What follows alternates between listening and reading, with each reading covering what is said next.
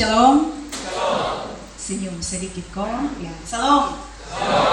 Bapak Mama kekasih Tuhan, patut saya naikkan syukur kepada Tuhan karena Tuhan baik. Hari ini di tengah-tengah persekutuan jemaat BKS Jemaat Manubara, saya dari Klasis Sabu Barat Rejua boleh ada bersama dengan Bapak Mama untuk melayani Tuhan lewat kehidupan Bapak Mama. Kekasih Tuhan, dalam persekutuan kita hari ini Tuhan hadir dan memberi berkat melalui firman Tuhan Kejadian pasal 34 ayat 1 hingga ayat yang ke-31. Sekali lagi, salam. Tadi Bapak Pendeta info bilang di sini 90% orang Sabu. Jadi mari kita ingat sedikit kampung halaman. Ya, kalau saya bilang salam, Bapak Mama jawab helamat tona iye. Ya, itu yang umum Bahkan sebaliknya, kalau saya bilang helamat tona iye, Bapak Mama sapa salam. Shalom. Helamat tona iye. Masih kental ya. Baik, kekasih Tuhan, manusia itu kalau lihat yang indah-indah itu mata segar. Iya, aku tidak Lihat yang bagus-bagus itu mata segar, bahkan semangat juga bisa kembali ada. Nah, Bapak Mama kekasih Tuhan, ya, saya tidak bilang semua perempuan, tapi kalau perempuan lihat bunga, mama-mama, ya mungkin ada mama yang kalau lihat bunga biasa saja, tapi kebanyakan yang saya temui lihat bunga itu, mereka suka. Kalau dulu ada zaman bunga euphorbia yang baduri-baduri itu malah, ya itu orang suka sekali dan ingin memiliki, lalu mata sedikit saya biar tuan rumah juga tahan dada karena ini baru pelihara dan dia baru mulai, tapi orang yang datang bilang patah sedikit mama ya biar hati juga bagaimana, tapi ya mau bagaimana, orang suka biar kasih sudah. Nah, kekasih Tuhan, biasanya kalau kita lihat sesuatu yang indah, misalnya tanaman bunga, kita mau memiliki, kita sukai, mau memiliki, kita ambil dia. Nah, sekarang pertanyaannya, setelah kita ambil, kita buat apa? Kalau biasa orang akan tanam, taruh pupuk, baik-baik, rawat dia baik-baik. Tapi mari kita jujur juga, kadang itu juga, ya, kadang lupa, semula pikun, bisa tahu itu bunga yang beta patah itu ada di mana, ya tahu ada bungkus dengan tisu, ada bungkus dengan plastik, maksudnya tahu simpan di mana. Jadi semua orang bisa menyukai sesuatu, ambil sesuatu yang dia punya, orang lain punya yang dia sukai, tapi tidak semua ambil, rawat dan jaga. Ada sebuah lagu band Plus Plus sekitar tahun 1971. Lagu ini bilang seperti ini Bapak Mama. Bunga di tepi jalan. Ya, tahu kok, ini semua senyum lalu geleng kepala. Mungkin pernah nonton filmnya kok, Alisa Subandono, ya. Ya, bunga di tepi jalan alangkah indahnya, ya. Siapa yang mendapatkannya dan seterusnya. Tetapi ada sebuah penggalan dalam lirik lagu Bunga di Tepi Jalan yang dinyanyikan oleh band Plus Plus ini.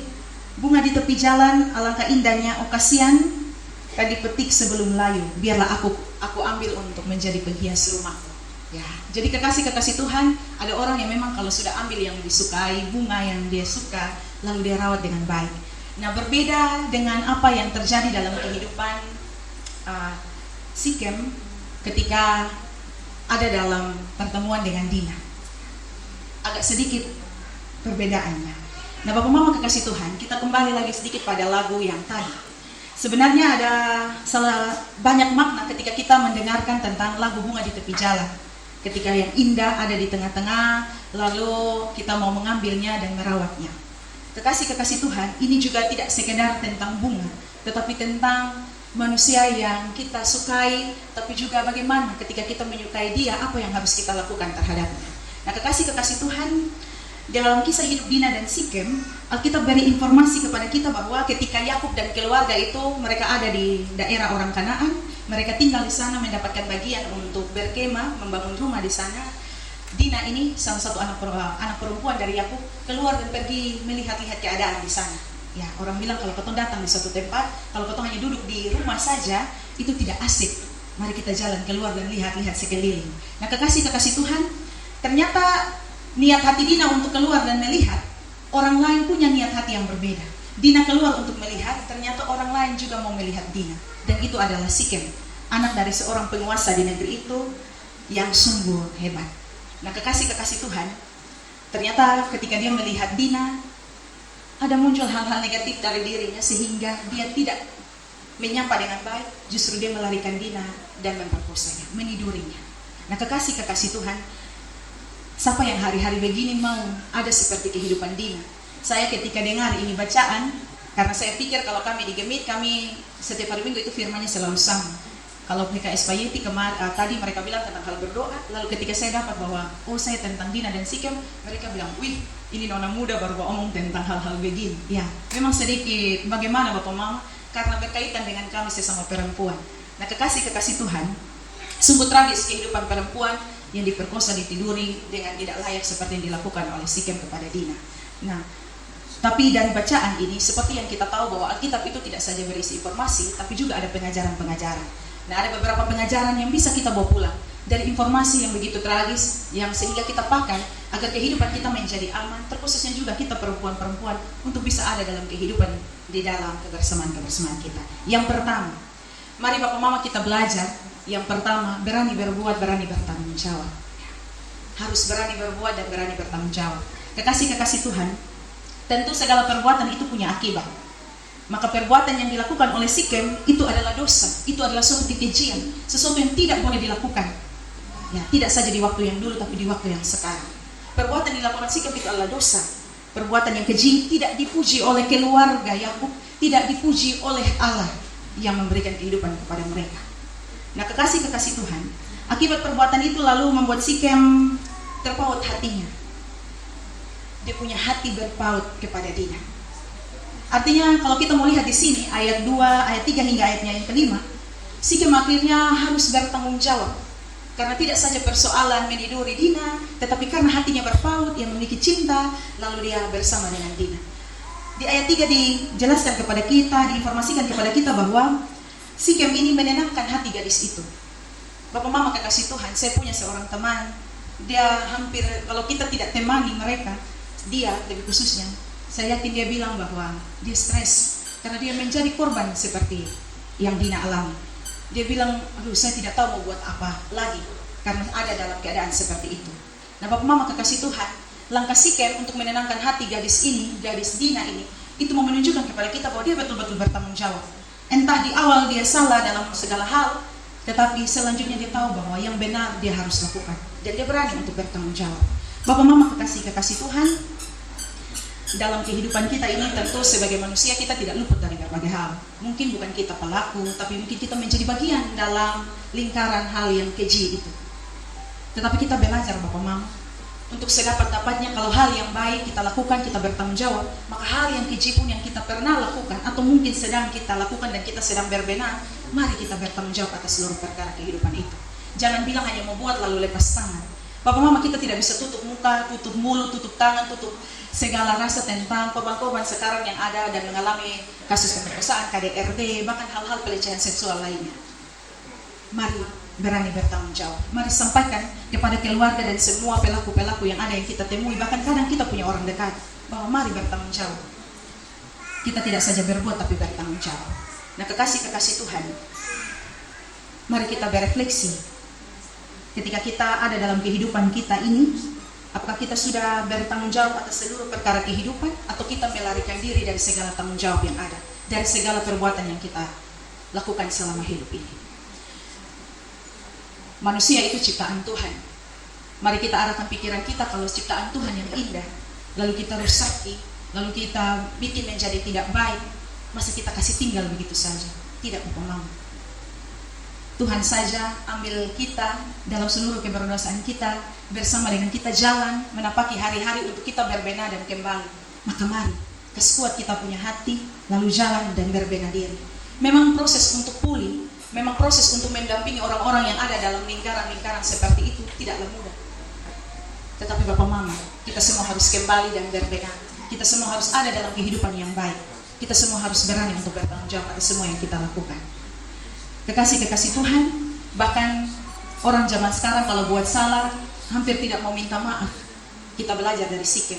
Dia minta kepada kakak-kakak dari Dina, saya mohon belas kasihan, saya mohon pengampunan. Mari kita ringan untuk bilang minta maaf kalau kita salah. Jangan pikir bahwa kita orang tua, kita salah lalu kita mau diam-diam saja. Tidak. Berani sebagai orang tua, anak, mama, bapak minta maaf, sudah melukai hati dan lain sebagainya. Sebagai anak, ingat bahwa kita juga perlu untuk berani minta maaf. Minta maaf kepada orang tua ketika kita, orang bilang salah jalan, Orang bilang ketika kita membuat mereka air mata bercucuran, tidur tidak tenang, hanya karena memikirkan kita dan seluruh keadaan-keadaan hidup kita. Mari berani Bapak Mama, Tuhan pegang tangan kita untuk terus berjalan. Itu hal yang pertama. Hal yang kedua, kita belajar dari ayat 6 hingga ayat 12 dan 30 hingga 31. Mari menjadi orang tua, mari menjadi keluarga yang bertanggung jawab. Orang bilang keluarga itu harta yang, ya terima kasih. Keluarga adalah harta yang berharga. Tapi mari kita jujur bahwa sekarang ini kalau satu terantuk, ya kita akan marah, tetapi tidak jarang bahwa kita meninggalkan mereka sendirian dan tertatih-tatih. Kita belajar dari kehidupan keluarga Yakub dan juga kehidupan keluarga dari Hemor, ayah dari Sikem. Sikem ini tahu dia sudah buat salah. Dia tahu dia harus pergi ke orang tua, menceritakan dengan jujur dan memohon supaya orang tua membantu. Maka sebagai orang tua dia tidak lepas tangan. Mungkin awalnya Yakub terkesan diam, tetapi Yakub memperhatikan. Juga Hemor, ayah dari Sikem, membantu Sikem untuk pergi bertemu dengan Yakub, duduk bicara. Biasa kita begitu ya. Saya percaya bahwa walaupun kita punya suku berbeda, tetapi adat untuk menyelesaikan masalah itu pasti ada, duduk bersama. Nah Bapak Mama kekasih Tuhan, kehidupan anak-anak itu tidak bisa terlepas daripada kehidupan orang tua. Mau sampai kapanpun, bahkan kalau kita sudah lansia, orang tua sudah lanjut usia, biar persoalan anak-anak sekecil apapun itu menjadi beban tanggung jawab dari keluarga, dari opa, oma, dari bapak dan mama yang sudah ada dalam lansia. Karena itu mari terus menjadi orang tua yang bertanggung jawab, orang tua yang membawa anak-anak dalam kehidupan yang baik. Kehidupan anak-anak tidak terlepas dari peran orang tua, karena itu ketika anak-anak melakukan salah, ketika anak-anak melakukan hal yang keliru, ketika anak-anak melakukan kesalahan-kesalahan yang mungkin tidak terampuni dan tidak bisa membalikan waktu untuk membuat sesuatu lebih baik, kadang juga anak-anak bisa membuat kita punya hati tak iris. Anak-anak bisa membuat kita punya pikiran pusing, stres, putus asa. Tidak jarang bahwa orang tua banyak yang mengakhiri hidupnya karena perilaku-perilaku anak yang tidak benar. Tetapi Bapak Mama, hari ini kita belajar sebagai orang tua yang baik, kita harus terus berusaha. Harus terus berusaha memperbaiki kesalahan anak-anak. Mungkin tidak bisa membalikan yang lalu, yang semula menjadi lebih baik. Tetapi mari pikirkan solusi untuk ada di hari-hari ke depan. Tegur dengan kasih, marah dengan penuh kasih, untuk terus berjalan bersama. Karena kita tidak bisa menjadi orang tua yang buang anak. Saya percaya bahwa tidak ada mantan orang tua. Mau betapapun anak salah, sudah pukul habis, sudah marah habis, tapi pasti rangkul kembali. Maka mari terus jadi orang tua yang bertanggung jawab. Kalau mereka tidak kepada kita orang tua, mereka harus kepada siapa lagi? Sebagai orang-orang yang terdekat. Bapak Mama kekasih Tuhan, tentu di awal setiap kesalahan yang dilakukan oleh anak-anak, kita akan berpikir banyak hal. Tetapi mari kita ingat apa yang Tuhan teladankan. Kita hanya bisa kuat menghadapi hari-hari yang pelik. Kita hanya mampu untuk berjalan bersama dengan anak-anak dalam situasi mereka yang tidak bisa kita kendalikan dengan kekuatan daripada Tuhan. Baca firman Tuhan, doa tiap hari. Itu akan membuat kita bertambah-tambah kuatnya, sabarnya, dan untuk bisa menghadapi hari-hari ke depan. Kekasih Tuhan, ayah Sikem ini seorang penguasa. Dia punya kekuatan, dia punya kemampuan, dia punya banyak hal. Tetapi dia mampu untuk merendahkan diri dan merendahkan hati untuk menyelesaikan segala perkara dari anak-anaknya. Mari kita berefleksi. Kadang kesombongan itu tidak membuat kita bisa baik-baik saja. Hanya dengan merendahkan diri dan hati untuk segala perkara bisa menjadi lebih baik. Jadi mari kuatkan hati para orang tua kami untuk bisa mengurus kehidupan anak-anak. Kalau kita keras, maka anak-anak juga bisa bangun lari ya. Dan yang terakhir, Bapak Mama kekasih Tuhan, di ayat 13 hingga ayat yang ke-29 kita belajar bahwa kemarahan harus ditangani dengan benar. Kemarahan harus ditangani dengan benar. Tentu kalau orang bikin kita punya anak perempuan, orang bikin kita punya saudara, siapa yang sonde sakit hati, siapa yang sonde marah? Menodai anak perempuan, saudari perempuan, membuatnya seperti pelacur. Orang tua siapa yang bilang iya, tidak apa-apa, terima kasih? Orang tua mana yang nanti saat kita menangis mereka tersenyum bahagia, menangis karena dilukai, disakiti? Siapa yang bahagia sangat? Tentu akan sangat melukai. Orang tua sudah jaga, tetapi nyatanya seperti ini. Kakak-kakak laki-laki sudah jaga, sudah kasih nasihat, tapi ternyata seperti ini. Siapa yang tidak sakit hati? Siapa yang tidak rasa dilukai? Orang bilang nama baik ini susune ada leh. Bapak dia mau pemuka ini mau taruh di mana leh? Kekasih-kekasih Tuhan, kita benar akan sakit hati, kita benar akan merasa terlukai, tidak ada lagi harga diri. Tetapi ketika kita marah, mari kita juga memandang kepada Tuhan. Ketika kita marah, mari bawa diri untuk berteduh di dalam doa, supaya Tuhan isi kita. Jangan kemarahan yang lebih besar ada dalam kehidupan kita. Karena kemarahan yang tidak dikelola dengan baik, jatuhnya ada pada dosa. Ketika Sikem bersama dengan orang tuanya pergi ke rumah Yakub bertemu dengan anak-anaknya, mereka sambut dengan baik, mereka kasih tahu mereka marah sakit hati. Mereka pakai alasan, mereka pakai cara kalau mau baku damai, harus sunat dulu. Dan sebagai orang yang bertanggung jawab, Hemor dan Sikem anaknya, mereka pergi dan sampaikan kepada seluruh bangsa yang ada di situ untuk melakukan sunat.